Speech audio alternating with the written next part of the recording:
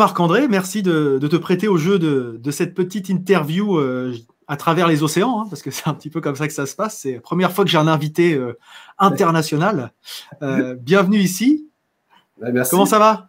Ça va très bien. Écoute, tu vois, on parlait de COVID et probablement que ça en est un des avantages. Ça l'a amené à se familiariser avec ces médiums de communication, Zoom, Team, et finalement, la France est rendue à côté.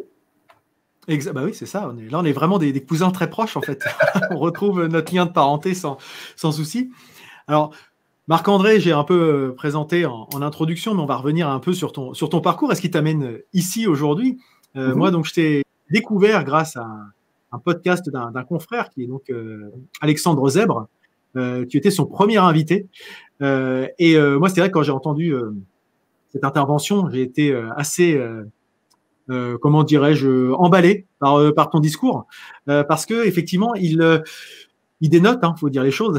T'es assez franc dans tes prises de position, dans la façon dont tu veux dire les choses.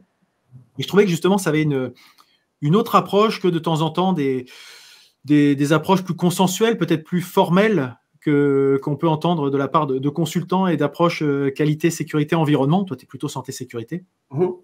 Et donc, on est rentré en contact sur LinkedIn et on est aussi en contact indirect avec Isabelle Guenet, puisque tu as aussi participé au Safety Web Event il y a quelques semaines. Moi, j'étais intervenu lors du premier. Et voilà, donc finalement, nos chemins ne devaient que se retrouver à un moment. Et j'ai eu je dirais la chance, l'opportunité de pouvoir relire le dernier ouvrage que tu as rédigé, puisque tu es aussi un auteur, voilà, un auteur de best-seller sur la santé-sécurité. Et donc, je te remercie d'avoir accepté cette invitation pour échanger justement sur ton approche, sur ton parcours, sur qu'est-ce qui t'amène aujourd'hui à être aussi médiatisé, médiatique, et qu'est-ce qui t'a amené à faire ce que tu fais aujourd'hui, ce pourquoi j'ai pu te connaître. Alors, je te laisse te présenter, nous présenter ton parcours et dire d'où tu viens et où tu veux aller. Ben oui, écoute, étant donné qu'on est dans le worldwide, juste pour les gens, je viens du Québec, Canada. Donc, pour ceux qui ne savent pas c'est où le Québec, peut-être il y a des gens d'Algérie, du Maroc et autres qui nous écoutent qui n'ont jamais mis les pieds proches du Père Noël, mais c'est ici. Donc, c'est la période en plus du Père Noël. Je viens du Québec et effectivement, j'avais eu l'occasion de rencontrer Alexandre Zèbre au printemps cette année. Il m'avait contacté, il disait que je commence à faire des podcasts, j'ai vu ta courbe, ça serait le fun qu'on en parle, etc. Puis ta philosophie, c'est comme ça que je me suis ramassé là. Puis progressivement, je te dirais, ce que je trouve intéressant, c'est de plus en plus, j'ai des contacts justement avec les gens en Europe, dans le nord de l'Afrique, Moyen-Orient, etc. Puis ce qu'on se rend compte finalement, c'est que les enjeux de santé-sécurité qu'on a ici au Québec, le reste du Canada, aux États-Unis, ou en Europe, ou partout, c'est toujours les mêmes choses qu'on va retrouver, les mêmes problèmes de structure, de rigueur, un peu les mêmes patterns qui vont revenir tout le temps. Puis, pour terminer un peu la présentation, je suis consultant en gestion de la santé-sécurité au travail. Je spécifie toujours en gestion parce que en santé-sécurité, il y a des spécialistes en travail en hauteur, en gestion d'énergie dangereuse, en mesures d'urgence, en toutes sortes de trucs. Mais ce qui me passionne, c'est le management et la santé-sécurité. Et le pourquoi que ça me fascine autant, où tu parlais de l'approche un peu directe. En fait, le nom de la compagnie, c'est Gestion Authentique. On le voit sur le carton en arrière, mais pourquoi que ça s'appelle comme ça? C'est juste une question de valeur. Et la plus importante pour moi est l'authenticité. Jamais je pourrais dire quelque chose que je pense pas ou que j'adhère pas. Donc, c'est peut-être pour ça que ça vient ressortir dans le message, parce que que les gens soient d'accord ou pas, en fait, ça, ils ont le droit, mais moi, je partage exactement ce que je pense. Oui, mais je pense que c'est ce discours de transparence et de sincérité qui marque bien en fait le discours. Et on peut rentrer directement dans le sujet. Est-ce que c'est pour ça que les gens viennent te chercher, pour ce discours, pour cette approche? Pourquoi les gens font appel à tes services ou à ton expertise? Ben, écoute, il y a une chose, tu sais, que quand j'ai commencé à être consultant à mon compte, le leitmotiv de ma compagnie était de simplifier la santé-sécurité. Et s'il y avait une chose que je me rendais compte avec les années, ça faisait peut-être, quand je me suis parti à mon compte, peut-être 15-16 ans que j'étais dans le milieu de la santé, sécurité, du management. Et ce que je me rendais compte, c'était que les gens n'étaient pas capables d'expliquer ça de manière simple. On prendrait un classique livre de santé, sécurité, ça n'a pas ce grosseur-là, ce format-là et cette allure-là. Ça a 850 pages, c'est plein de graphiques qui tournent en rond avec des pointillés qui mènent vers un triangle, puis souvent écrit par quelqu'un qui a un PhD pour une autre personne qui a un PhD ou un MBA. Mais dans la réalité, c'est qui gère de la santé et sécurité? C'est quelqu'un qui a un cours en mécanique, qui a 10 employés sous sa responsabilité. C'est des gens qui ne sont pas des spécialistes en santé et sécurité. Il faut rendre ça accessible à ces gens-là. Donc, si on n'est pas capable de le vulgariser, de l'amener simplement puis de manière intéressante, qu'est-ce qu'ils vont en faire? Rien pas. Donc, les gens viennent me chercher parce qu'ils comprennent. Ils comprennent des principes de gestion, en fait, qui sont très, très simples, mais qui ne sont pas toujours faciles à exécuter. Et de comprendre le pourquoi qu'il faut faire ces choses-là. Je suis quelqu'un qui ramène beaucoup à des principes de base. Tu sais, souvent, je vais référer à... Nous autres, c'est la loi sur la santé et sécurité. Mais peu importe, soit au Québec, en France ou aux États-Unis, ce qu'on a mis dans les législations, souvent, c'est extrêmement intelligent, mais difficilement intelligible pour quelqu'un qui n'est pas familier avec ça. Donc, comment on prend ça et on rend ça digérable pour être capable de faire quelque chose avec ça dans le quotidien, protéger nos gens, c'est pas mal ce qui me passionne. Oui.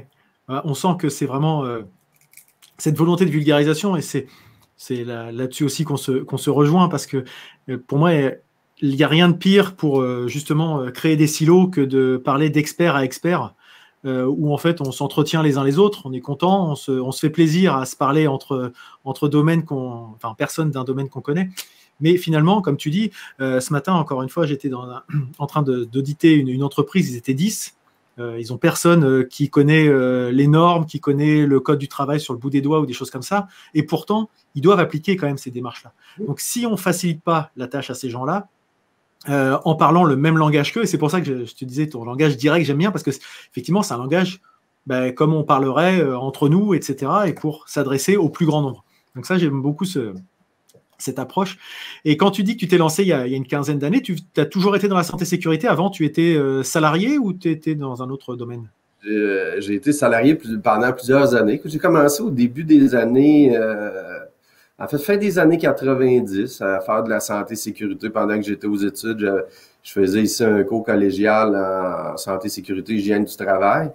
Mais là, je travaillais sur la construction, je travaillais avec des agents de prévention, sans nécessairement avoir la piqûre ou une grande passion en disant j'étudie, je vais avoir un métier plus tard. Et je te dirais, le gros changement est arrivé. J'étais coordonnateur en santé et sécurité, ce qu'on appelle préventeur par chez vous ou animateur de santé et sécurité, dans une usine de pâte et papier. Et j'avais peut-être 23 ans à l'époque, 22-23 ans, et sur une période, je sortais de mon bac en administration, c'est mon vrai poste de gestionnaire de la santé et sécurité. J'ai des connaissances techniques, peu en management. J'arrive dans une usine où est-ce qu'on était des hyperactifs de la santé et sécurité, tout ce que tu peux imaginer, de semaines santé-sécurité, de remettre des gadgets, des tasses à café, des casquettes, des manteaux, toutes les procédures, les programmes sont là et on en fait, on s'excite. Et finalement, sur une période de 6 mois, on passe proche de tuer 2 travailleurs, un après l'autre, sur un très, très court espace de temps. Moi, ça m'avait beaucoup marqué comme période dans ma carrière parce qu'on dort pas bien quand ça arrive. Puis il y a une espèce de pression complètement capotée qui arrive du head office, qui arrive des autorités, des médias, un peu de partout. Et après le deuxième, je venais juste de changer de directeur général dans l'usine où j'étais. Puis je lui dis, écoute, je me suis peut-être trompé de carrière. Je pense que je n'ai pas d'affaires ici. C'est pas vrai que je vais attendre qu'on tue quelqu'un. Tu sais, les 2 personnes ayant survécu absolument de manière miraculeuse, je les avais considérés comme morts, mais ils ne l'étaient pas. Hein. Puis mon directeur, je me rappelle comme si c'était hier, il se tourne et il me pointe un cadre qu'il y a sur son mur et il dit si on réussit à faire marcher ça, on n'aura plus de problème. Et j'avais le même cadre dans mon bureau depuis 6 mois et j'avais absolument aucune idée de c'était quoi cette affaire-là. Et finalement, c'était l'image qui représentait le système de management de la compagnie que personne ne comprenait, dont moi que je ne comprenais rien. D'accord. Et là, finalement, je me mets à regarder ce qu'il y a là-dessus, des analyses de risque, la mise en place de programmes, d'audits, de plans de communication, etc. Et finalement, je commence à travailler, à essayer de faire fonctionner ça sans trop savoir où je m'en allais.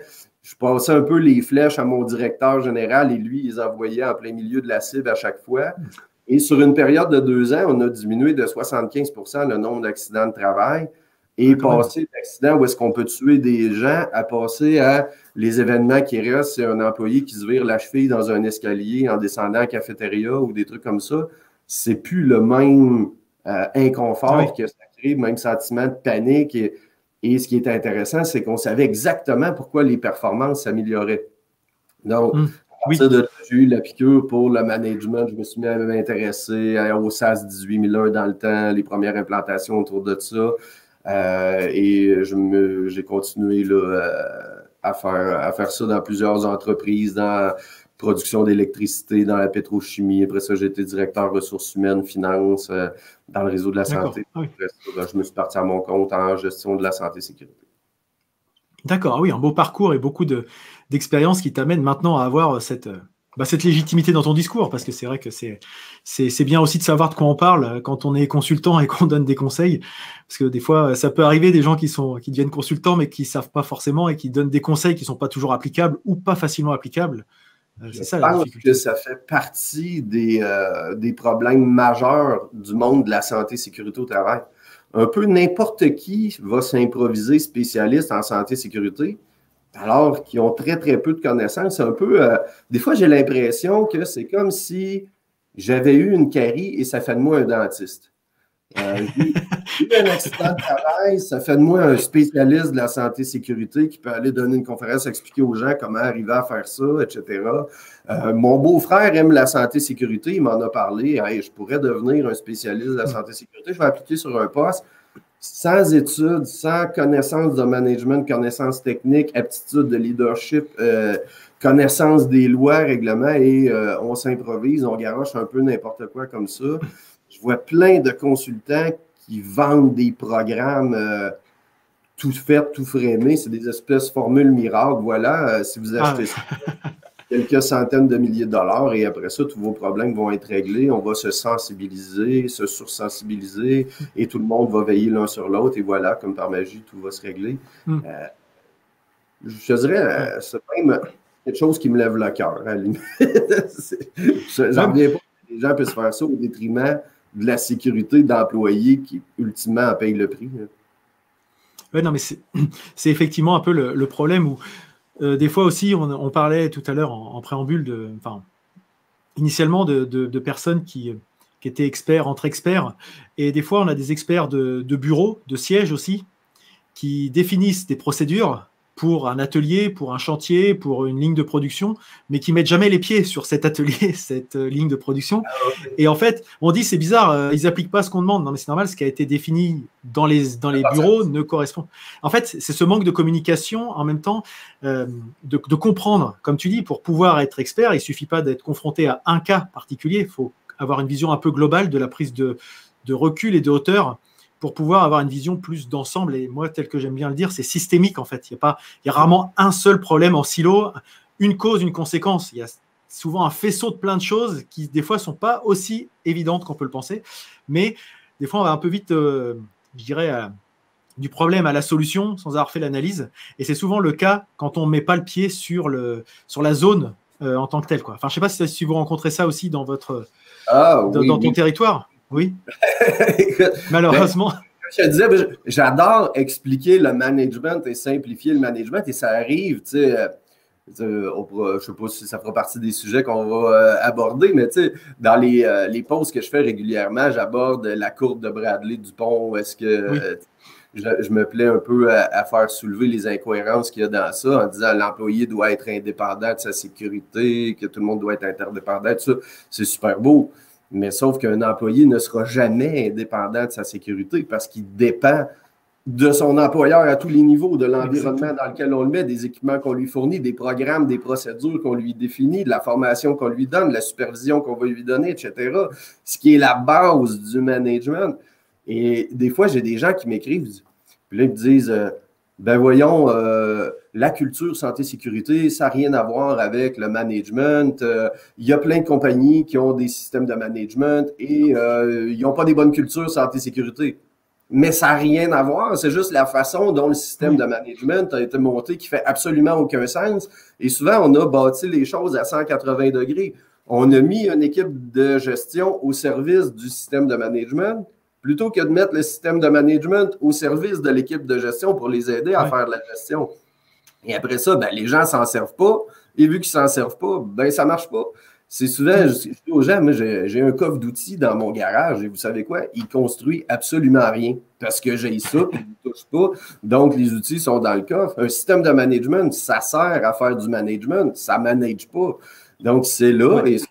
Et quand on se ramasse avec des alignements corporatifs, des fois complètement déconnectés, ou des consultants qui sont des théoriciens ou de la grande philosophie, ben, on va se ramasser avec une procédure d'inspection des lieux de travail de 40 pages qui commence par 6 pages de définition. Et si on avait une note à l'université à y donner pour un MBA, ce serait A+.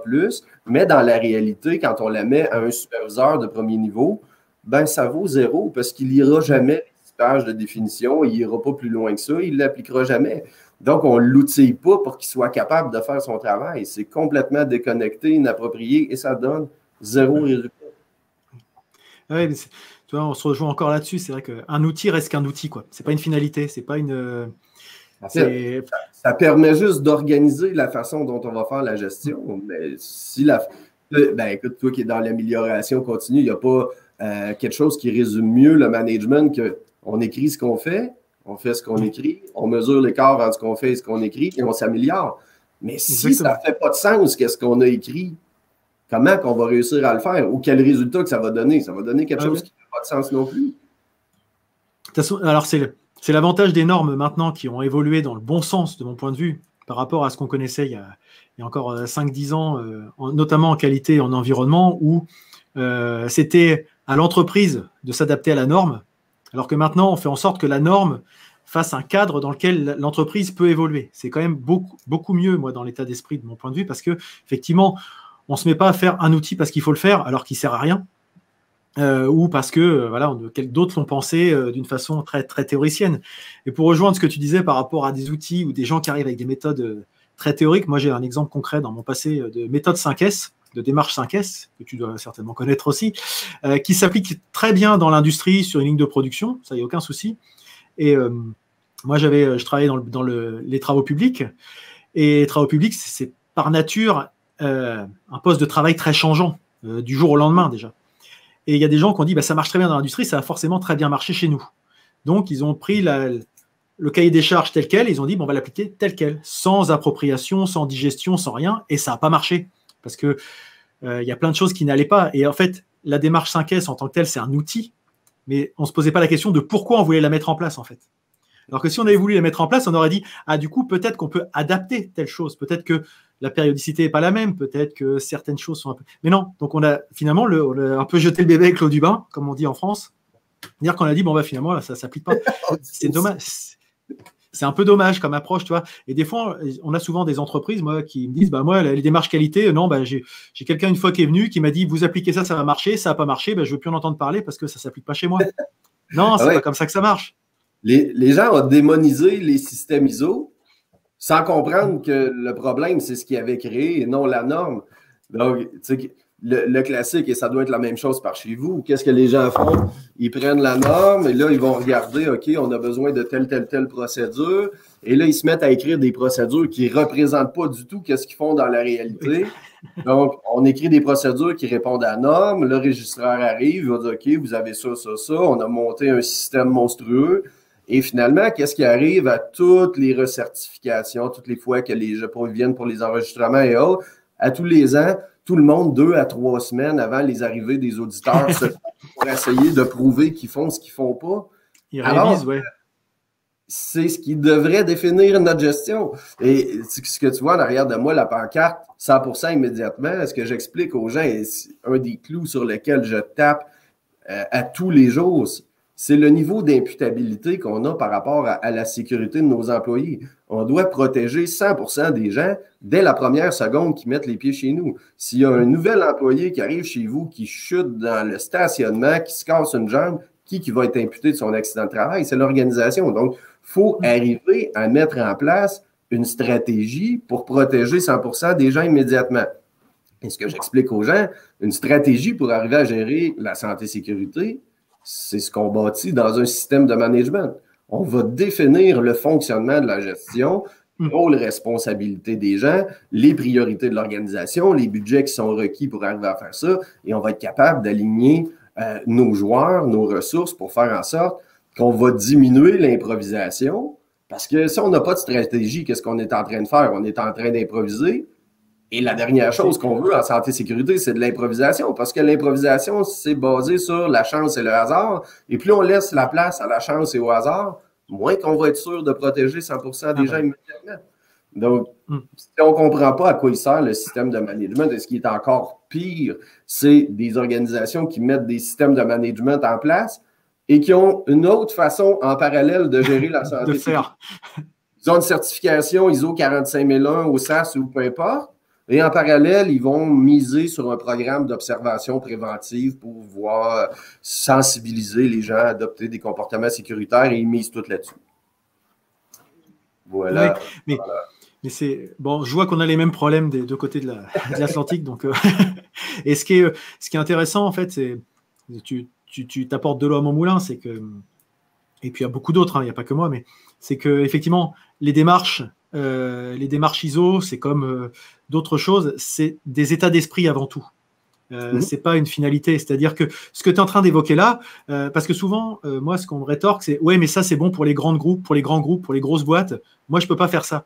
Mais à partir du moment où c'est un état d'esprit, ça s'applique à tout le monde. Après, les outils qu'on met en place, l'investissement, les ressources seront pas forcément les mêmes. Mais si on a l'état d'esprit, on a toute possibilité de mettre en œuvre ces démarches que tu décris, d'analyser, de faire en sorte que ça soit 100% pour tout le monde. Qu'on soit une petite entreprise ou une grosse entreprise, on n'a pas plus de pourcentage de pertes, entre guillemets, autorisé.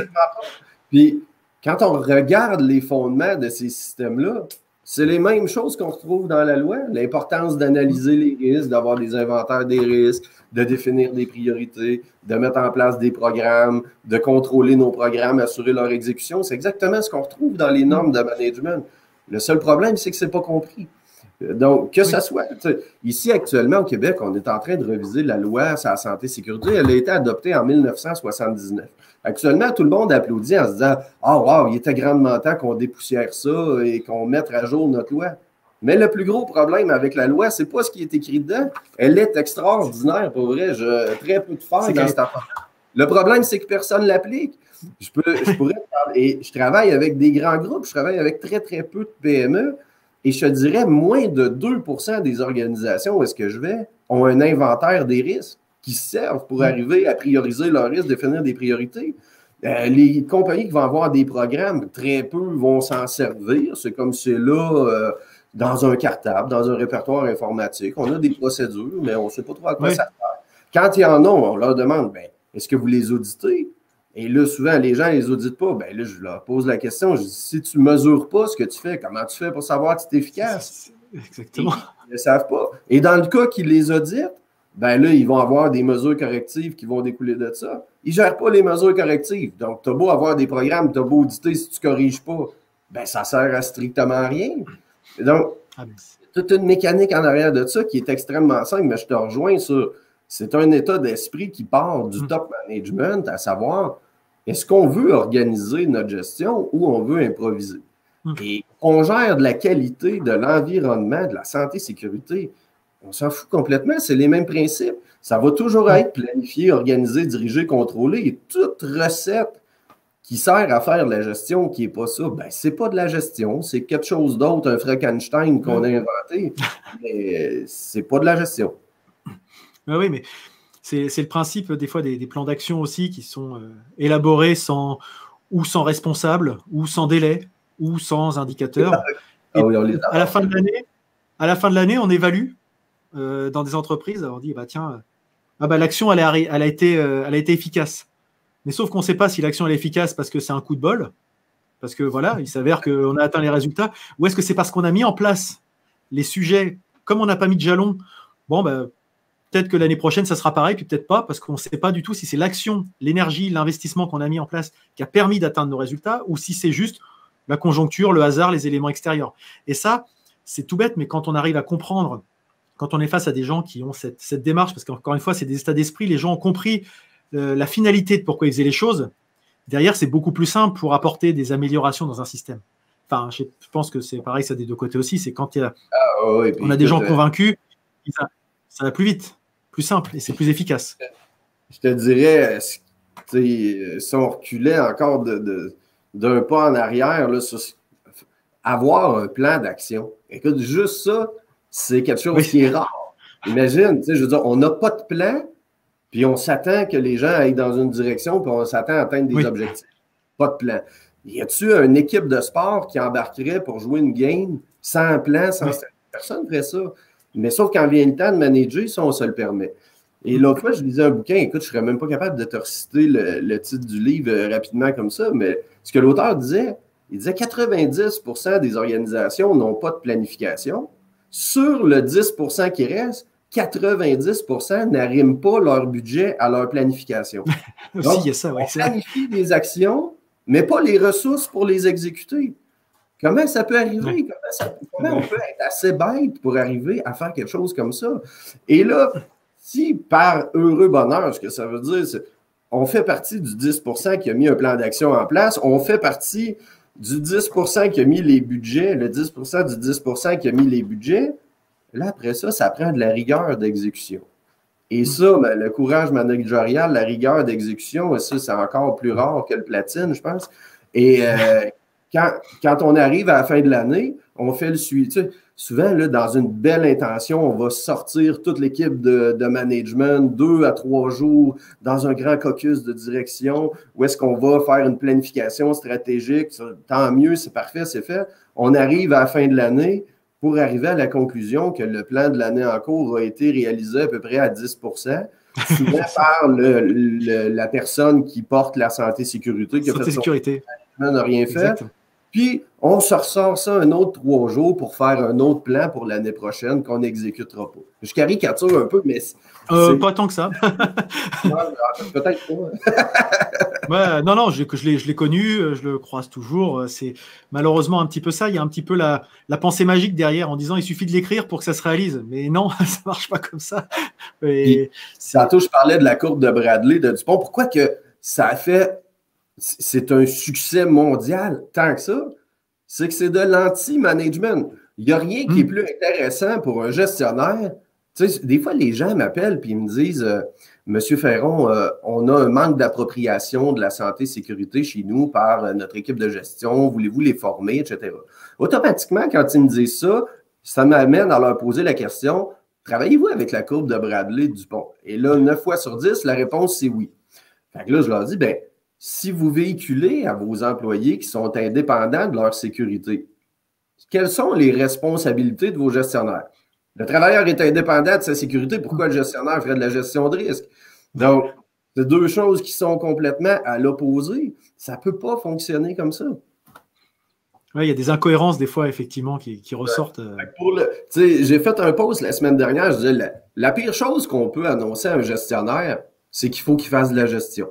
C'est la grande catastrophe, c'est de dire wow, je vais devoir faire des analyses de risque, je vais devoir savoir c'est quoi les exigences légales qu'on applique chez nous, je vais devoir définir des rôles, des responsabilités, des exigences, les enseigner aux gens, évaluer leur capacité à les exécuter, s'assurer qu'ils ont bien compris. Ensuite de ça, auditer ces programmes-là, mettre des budgets pour corriger les mesures correctives qu'on a mis en place, suivre des indicateurs de performance en prévention, en réaction, faire des revues de direction.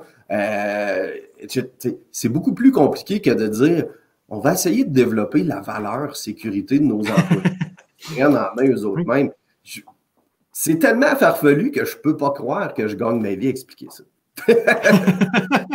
Non, mais je pense que tu as encore des belles années devant toi, hein, parce que c'est pas fini encore. C'est pas fini.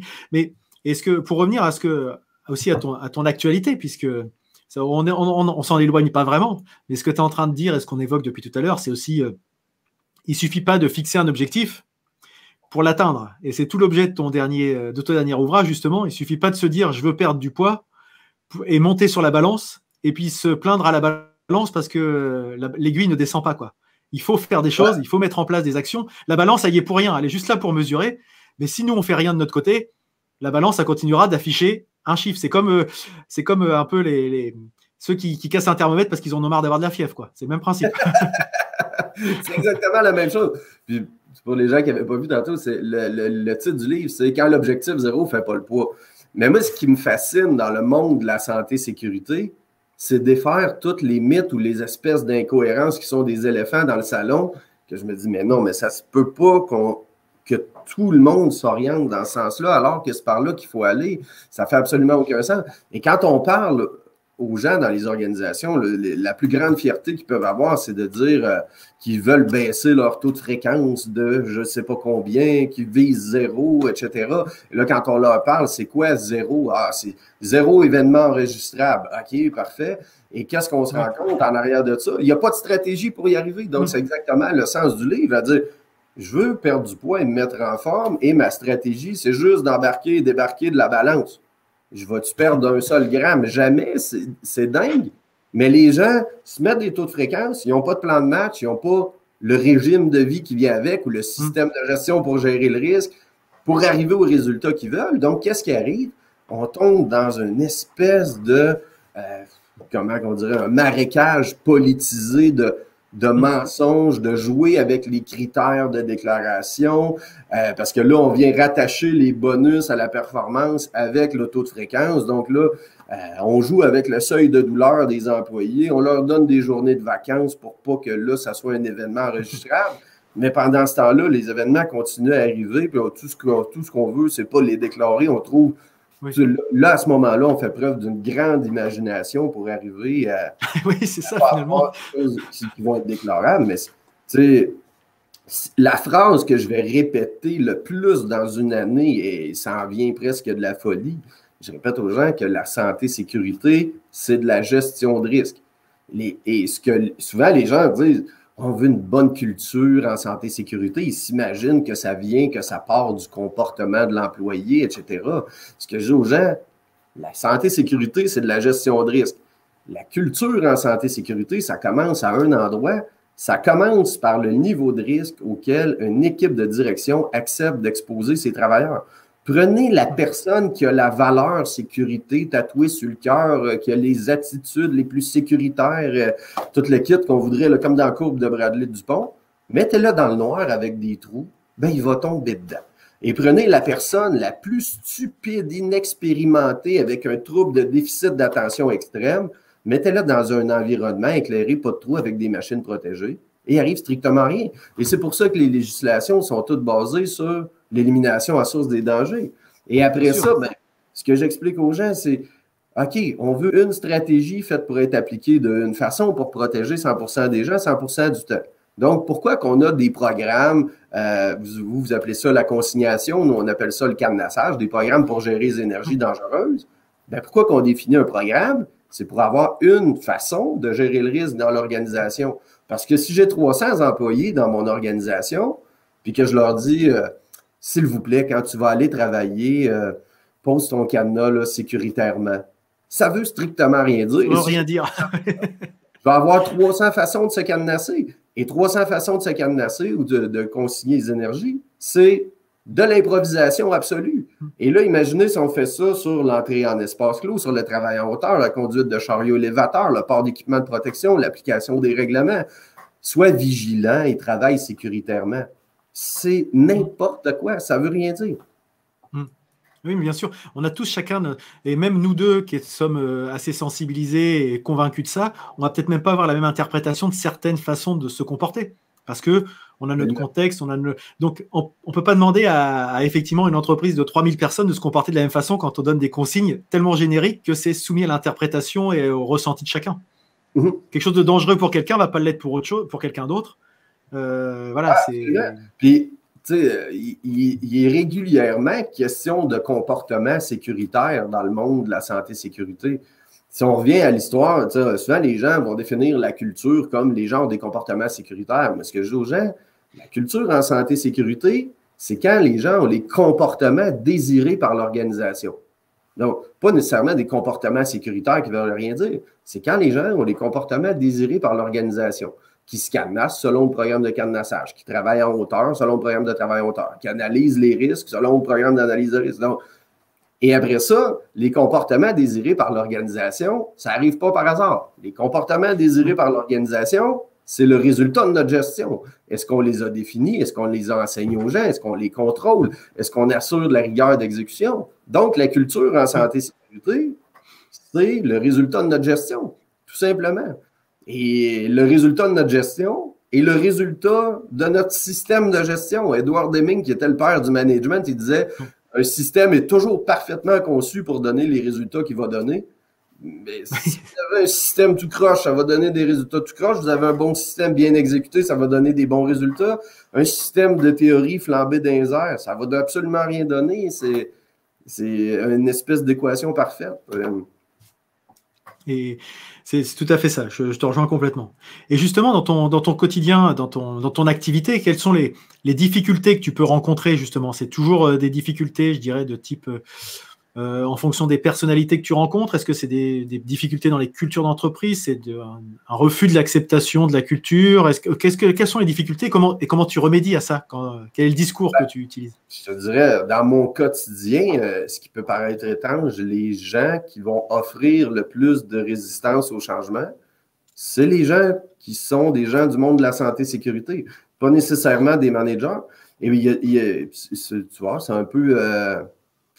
c'est un peu bizarre, mais simple en même temps. Hein, on a tous un ego comme être humain. Ouais, tu viens marcher sur leur plate-bande?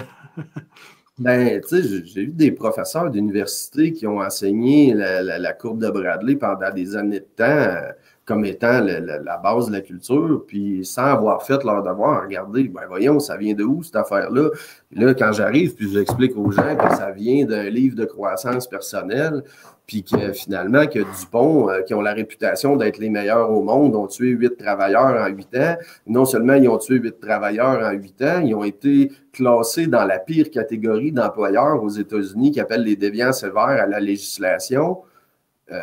Caroline, ça commence à jouer sa crédibilité, mais moi, tu sais, puis je te partage tout ça, puis si tu comprends la façon dont j'explique les choses, c'est jamais mon point de vue personnel que je donne. Moi, je ramène juste à des faits. C'est l'élimination, la réduction en source des dangers pour protéger 100% des gens immédiatement, c'est pas moi qui ai inventé ça. C'est le premier article qu'on trouve dans ce loi-là. Oui. Mais après ça, quand on est capable de l'expliquer simplement, ben ça se peut que là, on vienne, comme tu disais tantôt, aller piler ses orteils de quelqu'un qui s'est positionné pendant des années de temps. C'est sûr que le consultant qui vend des programmes d'observation préventive pour dire, ah, là, on va se rendre à l'indépendance. Donc là, c'est on va faire de l'observation entre superviseur et employé. Puis là, après ça, ça va être entre chaque employé, puis etc. Et là, ils vendent la phase 1 de sensibilisation, la phase 2 de super sensibilisation et la phase 3. Et que toute leur approche est basée à l'inverse de la loi, à l'inverse des principes de management et qu'on est capable de l'expliquer simplement et que tout le monde le comprend. Ça peut pas être mes amis. C'est sûr qu'ils sont à leur business. Fait que je te dirais, quand je reçois un petit poignard ou une tape en arrière de la tête, je me demande pas d'où est-ce que ça vient. Je suis à peu près toujours. Mais je m'en fous complètement. Oui, l'important, c'est la finalité, quoi. Exactement. Fait que, je dirais ça dans le quotidien. Ça fait partie des petits cailloux que je vais avoir dans le soulier. Mais au niveau des entreprises, je te dirais, c'est différent.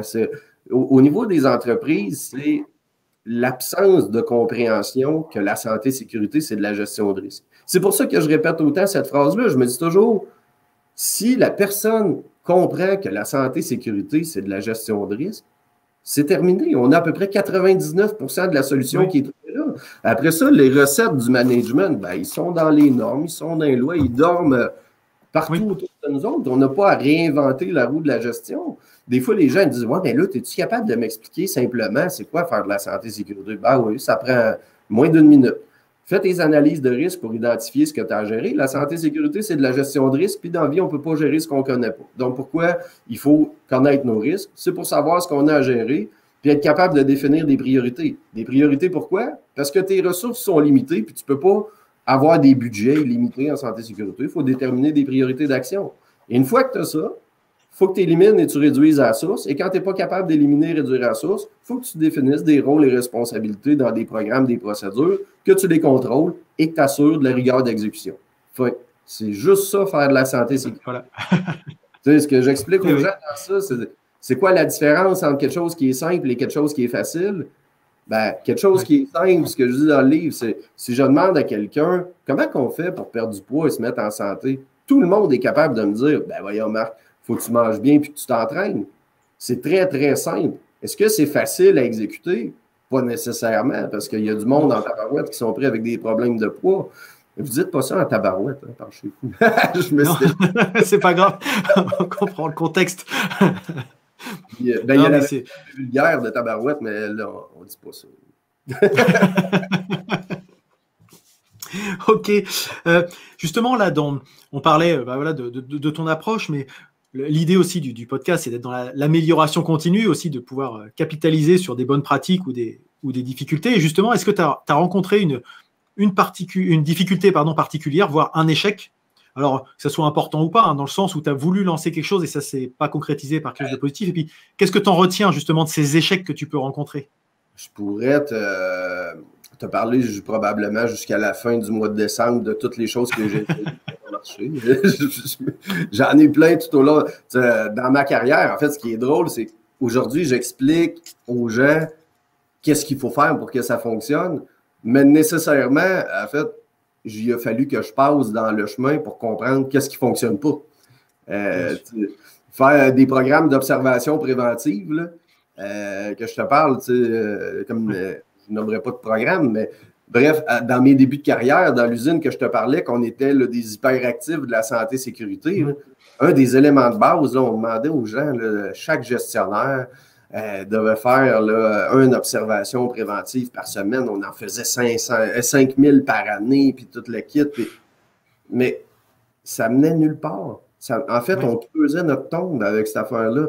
Et ça, ben, en l'ayant fait, ça m'a permis de comprendre que ça ne marchait pas.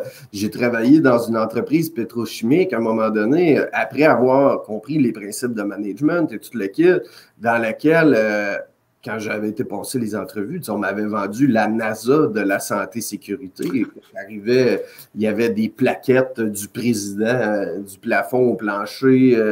Il avait rallongé les murs pour être capable de mettre toutes les awards qu'il avait gagnés. Mais sauf que quand on arrivait, puis on grattait le moindrement la tapisserie, mais on se rendait compte qu'il n'y avait pas de gyps en arrière, puis qu'il n'y avait pas de trosse, puis qu'il n'y avait pas... C'était que décoratif, tout un univers de bien paraître. Puis après ça, ben là, on arrive pour faire fonctionner le système de management. Il n'y a rien qui marche, etc. Et ça ramène à l'état d'esprit du top management. Le top management, il ne comprend pas à quoi servent ces systèmes de gestion puis qui ne sont pas intéressés de faire de la gestion. C'est comme intervenant en santé-sécurité, une des choses que j'avais compris à ce moment-là de ma carrière, c'est que quand tu es un staff santé-sécurité, il faut que tu amènes les gens à changer. Le problème, c'est que quand tu fais partie d'un département de soutien, tu as une corde à ton arc qui est l'influence. Si les gens veulent se faire influencer, tu vas pouvoir les amener à changer. S'ils ne sont pas intéressés, tu ne pourras pas les influencer. Alors que quand tu es dans une ligne de gestion et que tu es un vice-président ou un directeur général, tu es en hiérarchie sur d'autres personnes et tu as le devoir d'essayer de les influencer. Mais s'ils ne veulent pas, tu as le pouvoir de coercition aussi. Tu peux discipliner des gens qui n'exécutent pas le plan de match. La personne qui n'applique pas les règles, la personne qui n'exécute pas le plan d'action, la personne qui ne fait pas ses suivis, la personne qui ne fait pas ce qu'elle est supposée faire. Pourquoi qu'on a un devoir d'autorité sur d'autres personnes? C'est que ce n'est pas une option d'appliquer le plan de match qui va permettre de protéger 100% des gens immédiatement. Et à partir du moment que ça devienne facultatif, ben, les êtres humains, on est tous pareils. On aime ça aller au plus simple, au plus facile. Puis le plus simple et le plus facile, c'est toujours de ne pas le faire. Fait que si j'ai le choix de ne pas le faire, je ne le fais pas. Ou paradoxalement, comme tu disais tout à l'heure, des fois, je m'entends en écho. Tu m'entends en écho ou pas? Oui, non, mais c'est très bien de mon côté. D'accord. Ou par rapport à ce qu'on disait tout à l'heure, tu vas avoir des gens qui vont déployer une énergie et une ingéniosité incroyable, beaucoup plus chronophage et énergivore que de faire ce qu'on leur demande. Mais ils vont ils vont déployer tout un arsenal de mesures, de créativité pour ne pas faire. On se dit, mais tu te serais moins pris la tête à appliquer ce qu'on t'a demandé. Mais non, par principe, ils vont se compliquer la vie pour ne pas faire. Des fois, c'est incroyable. Non, mais la nature humaine est des fois compliquée. Et effectivement, comme tu expliques, si tu laisses la possibilité aux gens de ne pas faire pour une raison ou pour une autre, que ce soit pour aller au plus simple ou juste par principe de ne pas faire, eh ben on laisse la porte ouverte. Et puis si tu le fais pour un, tu le fais pour tout le monde, parce qu'à bout d'un moment, il n'y a pas de raison. Donc, et c'est pour ça que dans les entreprises, et à la fin, quand il y a un accident, on dit ah bah lui, ça devait lui arriver. Ça, je ne sais pas si tu entends ça aussi de temps en temps, mais des fois on dit ah bah ça, depuis le temps que ça lui pendait au nez, ah bah ça fallait bien que ça arrive un jour. Et là on dit mais donc ça veut dire que c'était voilà. Et il y a plein de signaux avant-coureurs que vous avez laissé dériver vous-même, en fait. Et ça, c'est terrible d'entendre ça quand il y a un accident et qu'on dit, bah, lui, ça devait lui arriver. Mais c'est terrible. Ça veut dire que vous saviez qu'il était à risque, en fait. Et que le système a failli. Il y a un exemple que je parle dans le bouquin que j'utilise régulièrement. Un jour, j'étais dans une usine où est-ce qu'il y a une directrice des opérations qui me dit, Marc-André, ici, là, le problème, c'est mes superviseurs de premier niveau qui n'ont pas de rigueur. Là, j'ai dit, ben, peux-tu me donner un exemple de superviseurs de premier niveau qui n'ont pas de rigueur? Elle dit, c'est pas compliqué. À tous les jours, je vais sur la ligne d'opération, je vois des employés qui ont leurs lunettes de sécurité sur la tête et qui jasent avec leur superviseur. Et quand ils me voient arriver au loin, pour pas mettre leur superviseur dans le trouble, ils vont baisser leurs lunettes de sécurité. Et là, je lui dis, tu as tout à fait raison. Ton superviseur, c'est un bel exemple de manque de rigueur. Par contre, je dis, on va ramener ça dans toute la ligne de gestion dans laquelle il y a une stratégie appliquée d'une façon et que tout le monde a des rôles et responsabilités dans cette stratégie-là. Alors, je lui pose la question, je dis, c'est quoi les rôles et responsabilités de l'employé par rapport aux lunettes de sécurité? Et là, elle dit, ben, les porter. Ouais. Et quand lui, il joue ses rôles, il y a de l'impact sur combien de personnes? Une seule? Exactement. Et là, après ça, c'est quoi le rôle du superviseur par rapport aux lunettes de sécurité? S'assurer que ses employés portent les lunettes de sécurité. Et s'il y a 10 personnes dans son équipe, lui, quand il va jouer ses rôles, il va avoir de l'impact sur 10 personnes. Maintenant, on monte au niveau de la directrice opération et je pose la question, je dis, d'après toi, c'est quoi tes rôles par rapport aux lunettes de sécurité? Ben, m'assurer que les superviseurs s'assurent de faire porter les lunettes de sécurité aux employés. C'est exactement ça. Puis je dis, ben, tes superviseurs ont ce rôle-là et toi, tu me dis qu'à tous les jours, tu les vois sur le plancher d'opération qu'ils ne l'exécutent pas. Donc, est-ce que tu tolères que tes superviseurs ne jouent pas leur rôle? Et là, elle comprend que oui. Et je dis, as-tu déjà eu des conséquences auprès d'un superviseur qui ne joue pas ses rôles? Elle dit non. Bon, ben, quand il n'y a pas de conséquences, qu'est-ce que ça change de le faire, de ne pas le faire du tout ou à moitié? Ça ne change rien du tout. Et on pourrait remonter un directeur général. Son rôle, ça aurait été quoi dans ça? S'assurer avec son équipe de direction que ses directeurs s'assurent que les superviseurs s'assurent de faire appliquer les règles. Et si lui, il ne joue pas son rôle, ben c'est fini pour toute l'organisation. Lui, s'il joue son rôle, tout le monde va marcher droit. S'il ne joue pas son rôle, c'est terminé, tout le monde va faire n'importe quoi. Et ça, c'est vrai pour n'importe quelle règle, programme, tout ce qui va toucher le management. Et c'est pour ça que c'est si important que ça parte de la tête et non du comportement de l'employé en bas qui est un non-sens. Et puis effectivement, qui a un impact très limité à sa propre personne, voire à son entourage proche. Et alors, on arrive bientôt au terme de cet entretien. Ça passe vite quand on passe un bon moment. Je te propose de nous parler un petit peu aussi parce que là, on parle de ton expérience, je dirais, en tant que consultant, mais tu fais aussi plusieurs types de contenus. On a parlé de tes livres, mais tu as aussi une chaîne sur YouTube. Qu'est-ce que tu présentes sur ces vidéos? Quels sont les formats que tu mets en ligne pour inviter les gens à aller jeter un coup d'œil? Écoute, je te dirais, tu sais, je n'ai pas une ligne directrice autre que la santé et sécurité, c'est de la gestion de risque. Et peu importe la sphère du management, elle va toujours être pertinente. Donc, c'est ce que j'essaie de vulgariser à travers ça.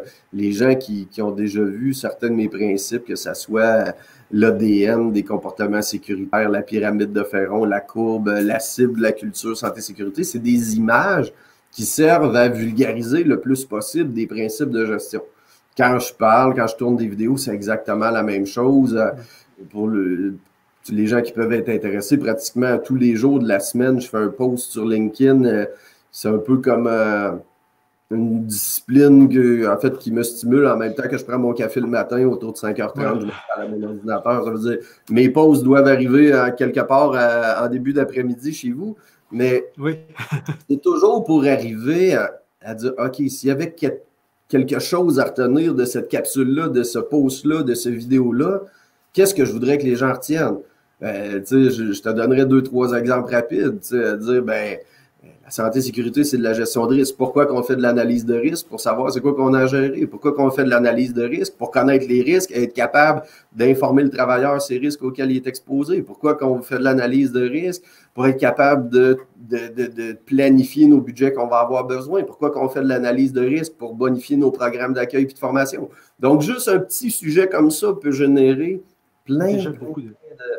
Puis, ce qui est vraiment fantastique et qui me fascine du monde de la santé et sécurité, c'est toutes les incohérences auxquelles on peut faire face. Et je te dirais, habituellement, si on prend un sujet, c'est pas surprenant de voir que les gens s'en vont à 180 degrés de ce qu'il faut qu'ils fassent. Et ça, c'est vrai pour la plupart des choses. Les gens veulent changer le comportement de l'employé, alors que ce n'est pas le comportement de l'employé qu'il faut changer, c'est le contexte dans lequel le comportement se produit, l'environnement, les équipements, l'élimination, la réduction à source. Ça me fascine que ça soit comme ça, mais c'est comme ça. Les gens vont mettre en place des programmes d'observation préventive pour changer le comportement. Et là, je leur dis, mais la santé et sécurité, c'est de la gestion de risque. Puis vous me dites que vous avez des risques reliés au comportement humain. Ça aurait-tu du sens que pour gérer des risques de problèmes humains, qu'on utilise des processus de gestion de ressources humaines? Des périodes de probation, d'évaluation de rendement, de la formation, des programmes d'accueil, de la discipline, de la mobilisation, de l'implication de nos travailleurs. Chaque volet est fascinant parce que il y a toujours une infinité de choses qu'on peut aborder. Et je te dirais, ce qui me stimule beaucoup, c'est quand il y a des gens qui comprennent. J'écoute, puis là, étrangement, ce que je veux dire, cette nuit, j'ai reçu un message. Je dors très peu, là. Je dois dormir 4-5 heures par nuit. Donc, quand je me lève relativement tôt, je regarde les gens qui m'ont écrit. J'avais quelqu'un qui m'écrivait de Roumanie et qui me disait hey, moi, j'ai appris le français, je comprends ce que vous écrivez, je trouve ça bien intéressant.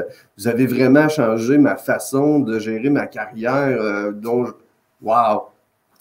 Pour moi qui est au Québec, c'est à l'autre bout du monde, la Roumanie. Je ne connais personne en Roumanie, ce qui se passe là-bas. Mais je sais une chose pertinemment, c'est qu'il vit exactement les mêmes problèmes que toi puis moi au quotidien. Oui, exactement. Que son équipe de gestion ne supporte pas, etc. Des fois, j'ai des jeunes qui sortent de l'université qui disaient c'était bien mon bac que j'ai fait, mais quand j'arrive en entreprise, on dirait que je ne comprends pas ce qu'il y a à faire. OK, là, on va regarder, on va ramener ça à ce que tu as appris, là, on va mettre ça en quelque chose de simple, on va te bâtir une stratégie pour que tu sois capable de le faire. Et là, ils rappellent, ils disent waouh, ça marche! Et à chaque fois qu'il y a quelqu'un qui dit waouh, ça marche, moi, ce qui me stimule, c'est amener les gens là. Mais ce qui est intéressant, c'est le résultat que je ne vois jamais. Le résultat que je ne vois jamais, c'est qu'il y a moins de gens blessés, puis techniquement, on a peut-être sauvé la vie à quelqu'un. Ça, c'est dur à estimer. Hein. Ah, écoute, puis je ne le saurais jamais. C'est juste que j'en ai une conviction profonde. Je te dirais, mon livre préféré, en fait, pas, je les aime tous comme les enfants, ils ont tous un petit quelque chose, mais celui-là, le code secret de la culture santé et sécurité, je te dirais, c'est probablement celui qui illustre le mieux ma philosophie en matière de responsabilité, de management. Tu sais, ce que je parle là-dedans, c'est la responsabilité totale. C'est le titre du livre, la responsabilité totale. C'est ce qu'il y a en arrière de moi. Si jamais je pourrais expliquer mieux aux gens que tu as la responsabilité totale de protéger ton monde. Et c'est ce qu'on retrouve dans ça, amené d'une façon très simple. Au début de l'été, il y a, au Québec, en 25 ans de carrière, c'est l'événement le plus pathétique que j'ai jamais vu. On a tué un enfant de 14 ans dans une entreprise manufacturière qui a été écrasé sur un chariot élévateur. Donc, c'était le COVID, les jeunes sont à la maison, bon, les classes finissent plus tôt, parce que début juin, les classes sont arrêtées ou à peu près. Cet enfant-là a un consentement parental, parce que si tes parents te donnent le OK par un écrit, tu peux aller travailler à partir de 14 ans sans problème. Mais par contre, tu n'es pas autorisé à conduire un chariot élévateur, que ça prend 16 ans, que ça prend une formation et tout le kit autour de ça. Et finalement, on a tué un gamin de 14 ans. T'imagines le drame, moi, chez nous, j'en ai un de 12 ans, un de 15 ans, une de 17 ans. Et j'imagine ce que je vivrais comme catastrophe personnelle si un jour j'arrivais chez nous et qu'il en manquait un. C'est indescriptible, peu importe pour qui, c'est la planète Terre. Perdre un enfant, c'est fou. On ne peut pas s'imaginer ce que ça peut être. Mais sauf que les travailleurs dans nos organisations, ce que je dis aux gens, c'est tout l'enfant de quelqu'un. Ils ne sont pas arrivés d'une feuille de chou à quelque part. Et quand on en perd un, c'est un drame qui est inestimable. Donc, ce que j'ai décidé de faire avec ce bouquin-là, c'est bon, ben, c'est celui que je préfère, c'est celui que je pense qui illustre le mieux ce qu'il faut faire, je vais le donner.